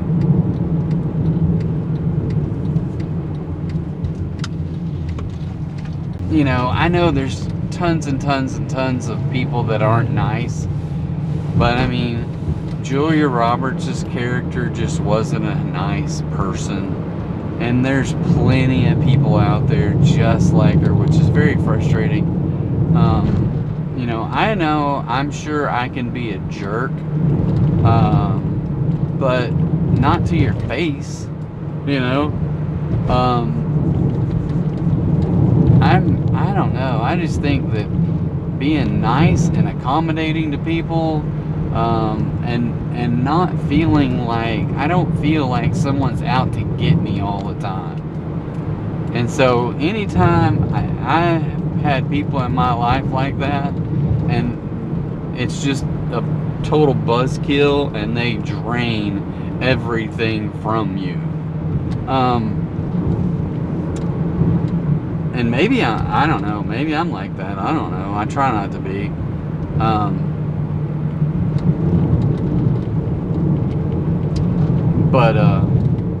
But yeah, I've definitely had people in my life like that. It gets to be very frustrating when you're dealing with people that do that kind of stuff, and that's what, and when you see it in movies and you're like, oh my goodness, why? You know, I'm gonna have to sit through a 2-hour movie where someone acts that way. I don't know if I can handle it.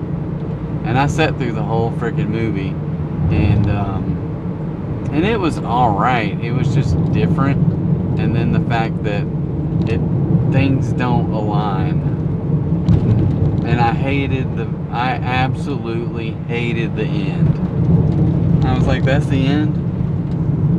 They left so many things just hanging, you know? Everything was just hanging there at the end. No one knew what happened. No one could tell you any, you know, like nothing. And all you could feel is maybe despair. And I'm like, who wants to end a movie where it's just you're left at your own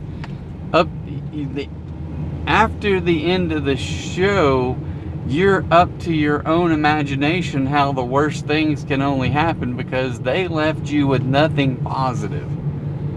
And I'm like, well, why would you even make a movie like that? I mean, I don't know. I don't want to go to a movie and come away feeling like there's no hope, that there's nothing to feel good about.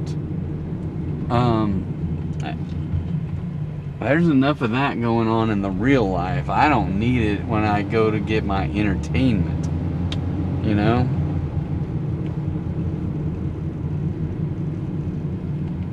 Anyway, all right, I'm gonna deliver this food and we will be right back. All right, guys, that was $10,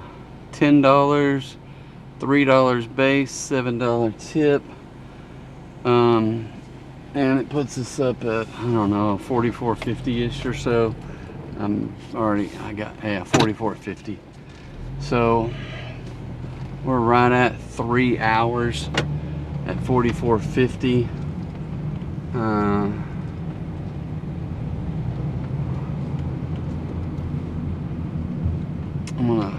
I don't know, I can't remember. Here, I'm gonna ask Google. Hey Google.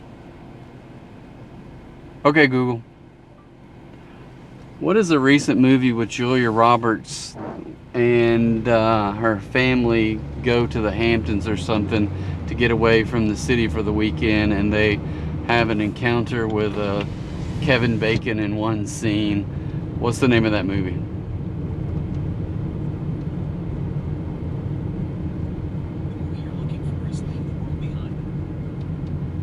Leave the World Behind. I was thoroughly disgusted with that movie. Here, we'll see if okay Google, can you give a quick summary of Leave the World Behind without a spoiler? A family's luxurious vacation takes an unsettling turn when the homeowners arrive, claiming a citywide blackout. As communication fails and strange events unfold, both families must navigate a worsening crisis with limited information and growing distrust. Yeah, to say the least. It was, I just didn't like it. I didn't like it at all. I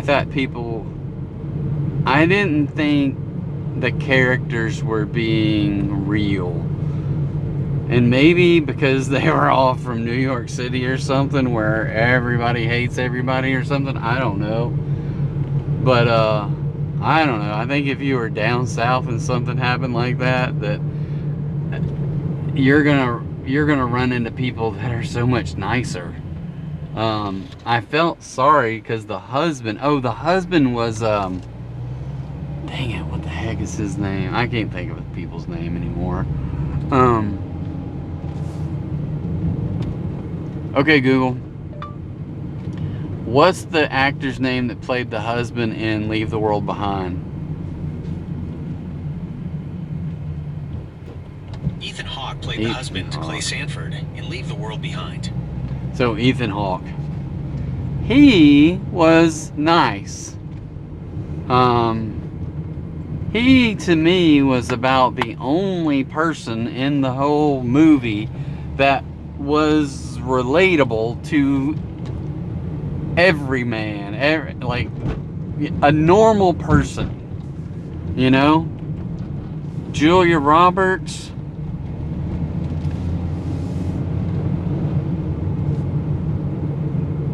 I don't don't know. They had 2 kids. That one of them was just weird.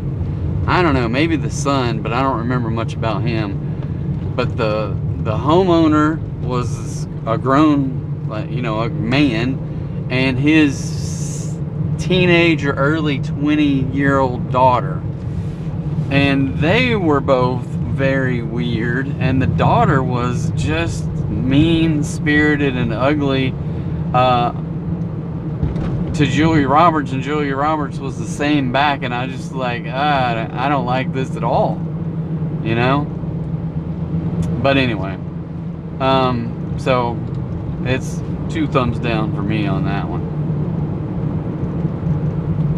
So yeah, I'm trying to think. Oh, we went to the movies last week and saw, I think I already mentioned this in one of the other videos, but we went to see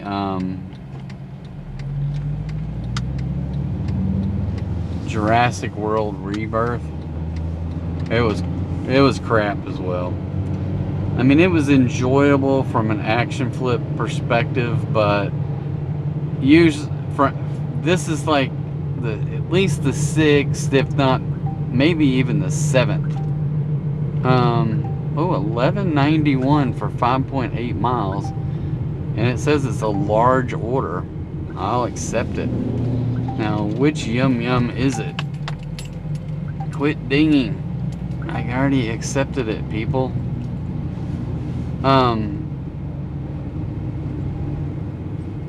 So part of it is the fact that I'm gonna 2.8 miles, so that's like half the delivery. Mileage is just getting there, so maybe it won't be that bad. So 2 decent orders in a row, $10 and up, so that's pretty good. It seems like one of what I have a 1450, something like that, order as well tonight. So yeah, but anyway, so that Jurassic Park Rebirth was, to me, not a very good movie. Now, I saw a preview for the Fantastic Four while we were there, and I was, you know, this is the problem I have with a lot of movies nowadays, is a lot of politicizing stuff. And regardless of what side you're on, I don't want to see it. Now, we know most of the time it's very rare that you ever see anything that's politicized for the right, but even if it was, I wouldn't want to see it. I just want to see entertainment. I don't want to be preached to. I don't want to be virtue signaling. You know, I felt like a lot of the stuff, and even though I really enjoyed it, but in this show, the Better Sister, I was like, I'm just being bombarded here. It was still a good show, but it was just like, wow. It had so many little things in it that just didn't, like, it did not add to the story, right? So there was a somewhat gruff police or head detective guy or something. I don't know what his name or what his title was, but anyway, he told these 2 characters that they needed to get haircuts, you know, and he was just like, you got long hair, blah, blah, blah, you need to get a haircut or cut that mustache off, blah, blah, blah, or whatever. And then, like, it's a day or 2 later in the movie, and he apologized to this Asian character. He says, I apologize to you. I did not mean by anything by telling you need to get a haircut. It's fine the way it is. And I was like, what in the world is it even talking about? And who cares? I'm just flabbergasted by that, you know. So anyway, but the fact that it didn't pertain to the movie, But they added that in there like they were somehow trying to teach people that it's not appropriate to comment on someone's hair or something to that regard. I don't know if it was because the person was Asian or just like you can't tell anybody how they're supposed to cut their hair or to dress that might be appropriate for the work that you're doing. I don't know. So I'm gonna ask Google about that and see what it says. Hey Google,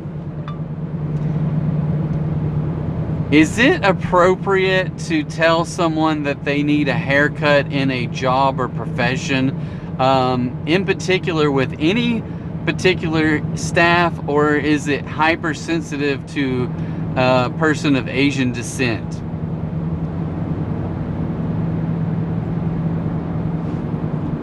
And it's not listening. Hey, is it, so I watched a movie the other day where a boss apologized to an Asian person after he told him that he needed to get a haircut. Is that virtue signaling towards an Asian person or just to anyone in general that it's not okay to get a haircut? I'm not going to be able to figure that out because it keeps saying, I guess whenever I ask a question like that, it's telling me I don't have any internet questions. This specific scenario doesn't immediately bring to mind a widely known movie. It's possible it was a more obscure film, a short film, a TV show, or a scene that's not easily searchable by that description. But in general, is it appropriate or inappropriate for an employer to ask someone to get a haircut? Generally, employers can have grooming policies, but it is inappropriate and often illegal if the request is discriminatory, e.g., targeting specific hairstyles associated with race or religion, or not related to legitimate business needs like safety. Many states have Crown Acts protecting against hair discrimination. Do Asians have a particular hairstyle that would be offensive if you told them to get a haircut? Yes, certain traditional or culturally significant hairstyles among various Asian cultures can hold deep meaning related to age, marital status, social status, religious beliefs, or historical practices. Requesting someone to change such a hairstyle could be seen as offensive, discriminatory, and disrespectful to their heritage. So maybe that's what it was about. I have no idea. They didn't explain it. They just apologized for telling him to get a haircut. And I'm like, I don't know. I just felt that was somewhat ridiculous. But it didn't explain it, the fact that the person happened to be Asian. The other person wasn't Asian. He seemed like he was, I don't know what. This guy was Indian. And he had a mustache. And he shaved his mustache off. So I don't know exactly. I was lost in that aspect of that movie. And so I just thought it was kind of weird that maybe they used this movie to try to teach people right from wrong in regards to things you can and can't say in the world today. So, I don't know. Anyway, I'm gonna go pick up this food and we'll be right back. Alright guys, so this one stays on the north side of the freeway. 7 minutes, 2.8 miles, so not a bad one here.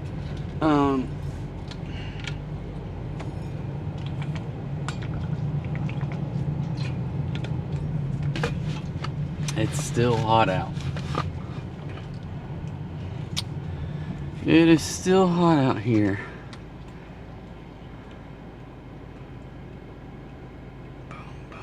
Okay.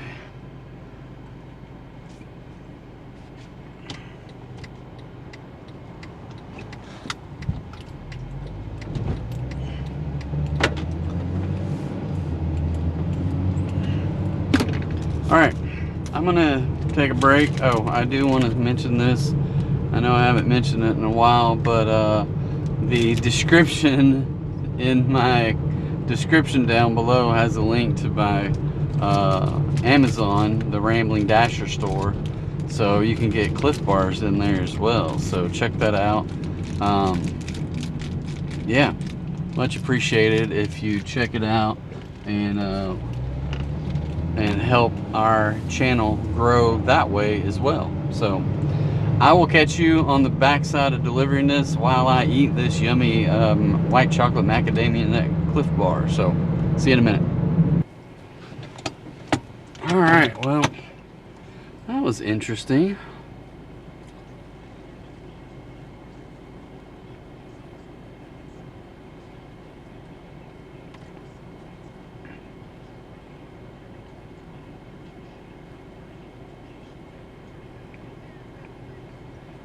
He just walked out to the car. I didn't have a time to send him my standard drop-off meme, so I send him another one that just says, well, I type thank you and then enjoy, and then I sent the meme with Barney from How I Met Your Mother. It says, your order has been, wait for it, and then it says delivered. So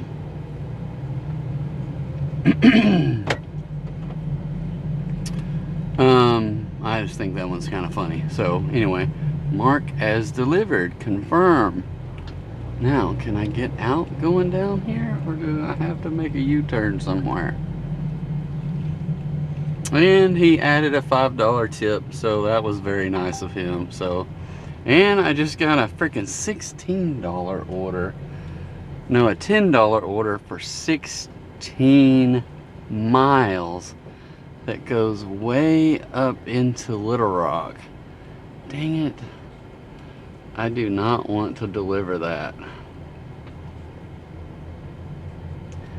It's $10.25. It says deliver by 8:08, but it's $10.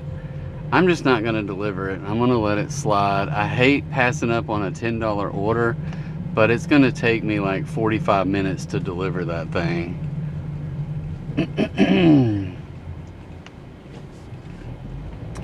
And, well, I say it takes 45 minutes because I got to go all the way there. I am not going to accept an order when I get there because I'm going to drive all the way back, and it's going to take me 20-25 minutes. Now here's another one, $16.80, and this one is 7.7 miles, but it's double the miles, so I will accept that one in a heartbeat. So 7.7 miles, and I'm 2.8 miles away, so that means about 5 miles after I get back to the store at the same place I just came from, so they're not a bad deal. I don't know if that sun is going to hit me in the eyes or not, if it's going to be behind the trees. Well, it's going to break out right here, so well, so yeah, I'm glad I declined that one freaking order. I'm going to pull over and send this last guy an extra message if I can get back to the frickin', I can't get over there. This app is driving me freaking crazy.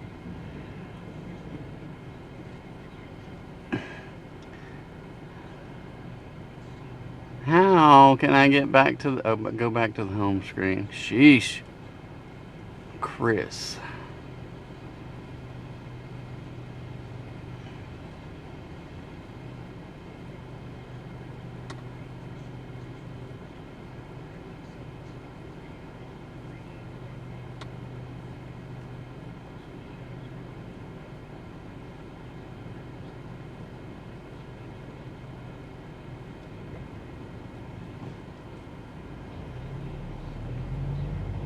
Okay.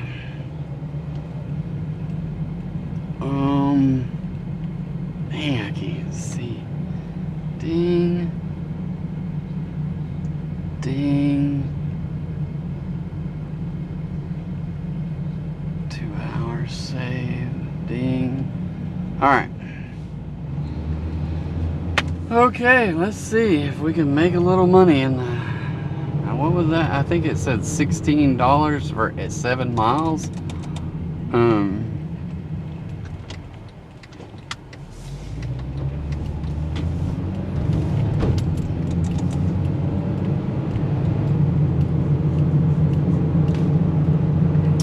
So this makes 4 orders in a row that were over $10. Now one of them I didn't accept because it was like, I forget what I said, 16 miles. And I'm like, and it takes me all the way up into Little Rock.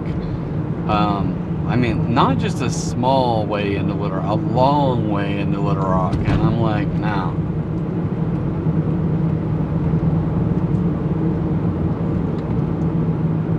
So this one takes me back towards Benton and seemingly not far off the freeway or off the drag where restaurants are.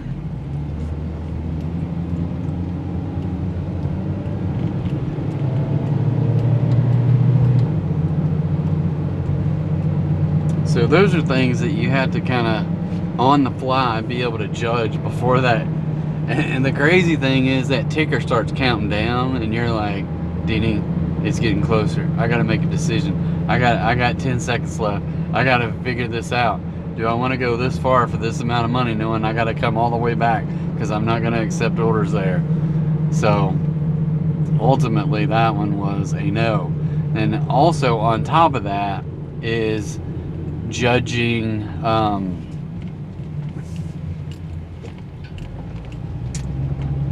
your AR. Like, I don't want to drop out of a platinum status, so I know I've got some leeway right now, but I probably have dropped down to maybe around 81, 82 maybe. So I got 12 deliveries before I drop completely off. And I'd rather get that up there to around 90 instead of 80, so that I have 20 to play with. I just hate the idea of getting close and then having to you're forced to take those long deliveries.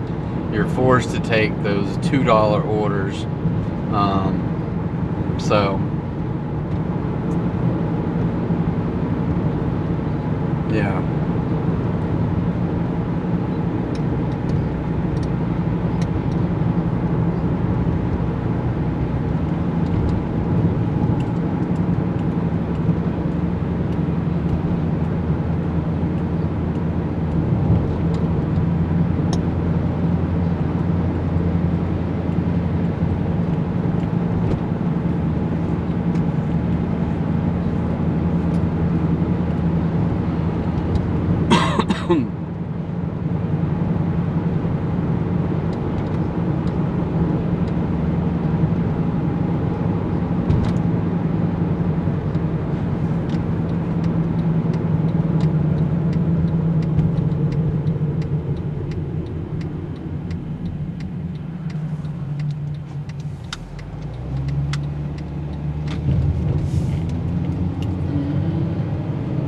Alright, I'm here at the restaurant. I'll catch you on the other side.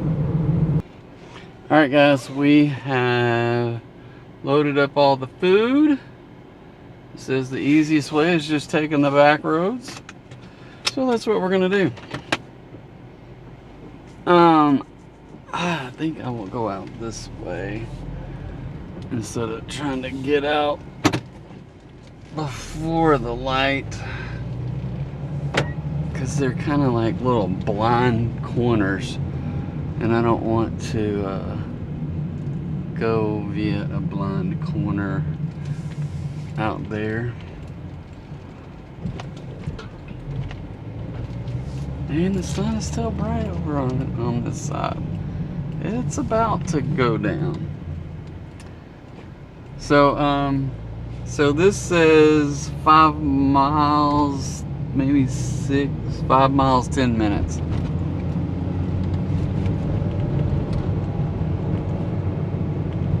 much better than 16 miles.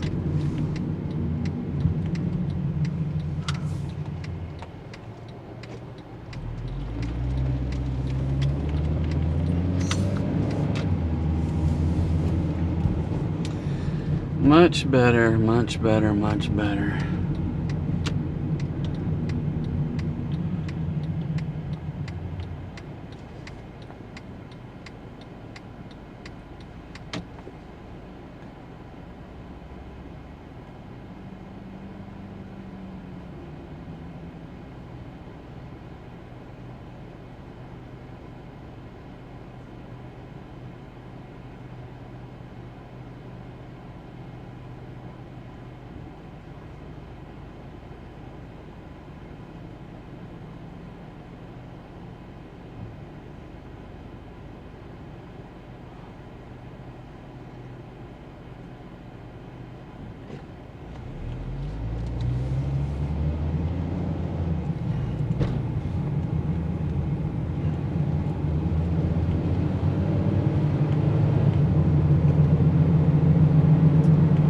Alright, so yeah, we just gotta, I don't know how long it's supposed to take. It's supposed to take 9 minutes from here, but I don't know if I'm gonna have a chance to. I'm just thinking about all my on-time deliveries today. If I had any, I don't know if I had any late ones. I don't know, maybe. That one that I took way out in the middle of nowhere and I missed the front gate entrance, but truthfully I drove all the way around the whole subdivision, and it's this huge subdivision because it has this lake in the middle of it, and you have to drive around the end of the lake through the subdivision, which is much slower than taking roads on the outside of it. But who's to say? I could have been late to that one.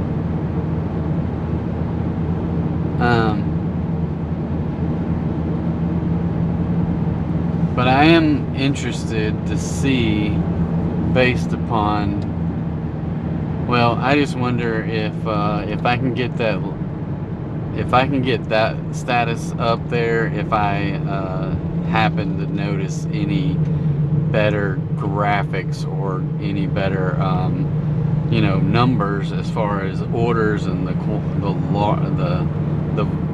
quality of the orders, like having 4 back-to-back 10 plus orders is not really heard of here.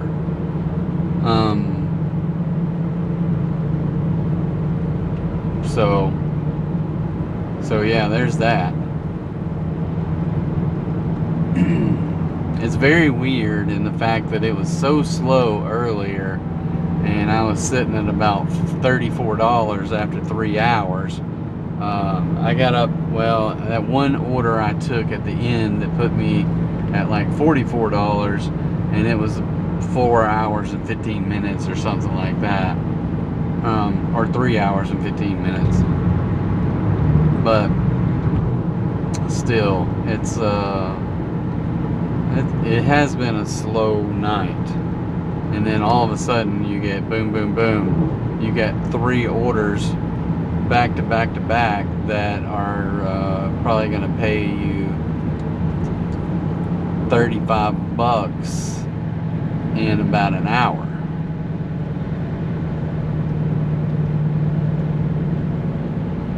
So, yeah, there you go.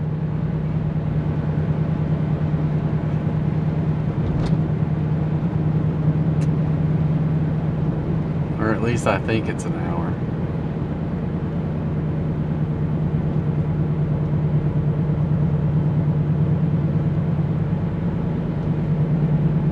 It may be longer. I don't know when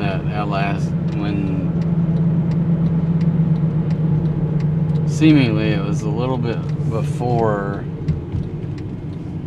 the 3 hour mark that I had 34.50.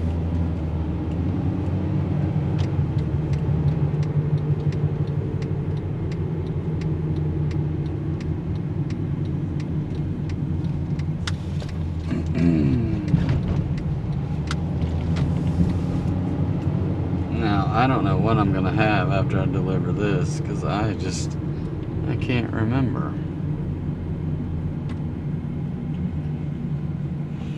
Oh, I'm at $61. Oh, because that dude left a $5 tip too. I'm at 61, and this is a $16.80 order. So, sheesh. So that's gonna put me from 3 hours to 4 hours. It's gonna, is that even right? Yeah.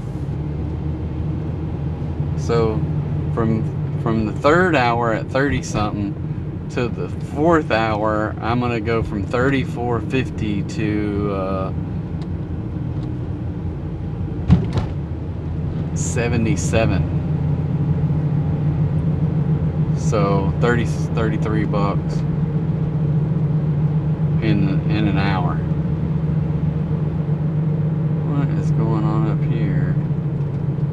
I see dust flying. I don't know. Oh, it's because there's a dude mowing. Please don't throw a rock at my car.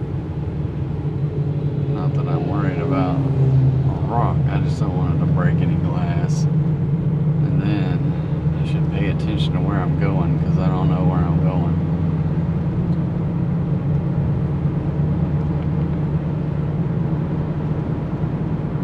All right. The microphones seem to still be working. I had to cut some off of a video I worked on last night from, I think it was from July 3rd, that the very end of it cut out the video, the sound. And I was like, what the heck? I'm sure I gave a good 15-minute rant there at the end, because I was not happy about that particular night. That was the night that I had a huge night going into the fourth hour, and then it just went to hell after that. Now, it may be different, because I remember in that video, and I was listening, because that's when the sound, I was kind of wrapping it up, but when the sound went out, I was telling how I had $85 after 3 hours. I was like, dang, I don't even remember that. But $85 after 3 hours, and then I ended up with 102. Plus I had a cash tip, so I don't even know what the cash tip was. I don't remember what I said it was. But I still ended up a little bit better. But $86 after 3 hours, and after 6 hours, I had maybe 20 more dollars or so, which is kind of tough. This thing is telling me to turn down a gravel drive, not even a road. Somehow I gotta get over there. This is the dumbest thing. I tell you not. There's not a road there, but it thinks there's a road that I can cut through to a different neighborhood. But there's a little gravel pavement for people to walk through, but not cars. So now I gotta get out of this neighborhood. I'm just gonna turn around here.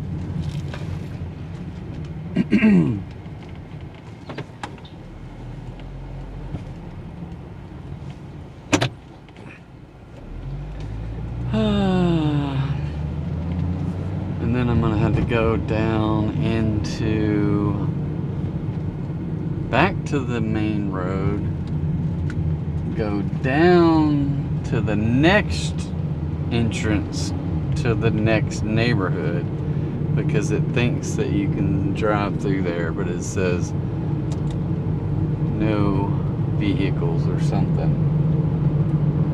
I had this happen to me the other night, except I was on the other side and I had to come through to get to this side.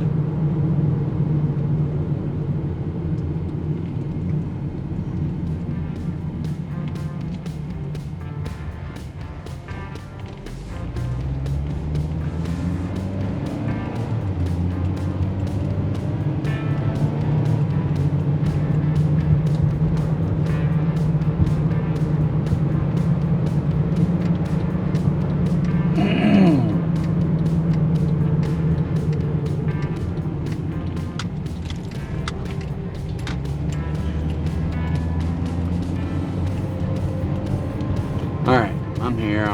I'll be back after I drop this video.